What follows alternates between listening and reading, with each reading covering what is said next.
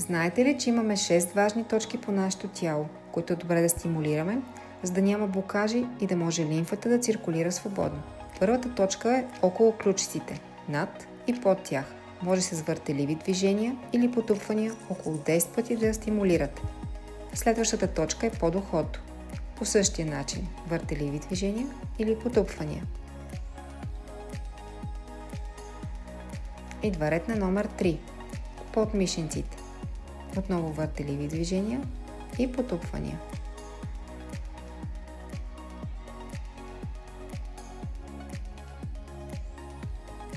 Четвърта. Корем.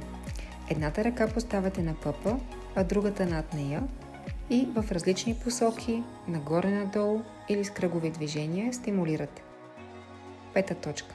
Ингвинални гънки. Отново кръгови движения или потупвания, или и двете. Последна шеста точка – зад колянна ямка. По същия начин стимулирате поне 10 пъти.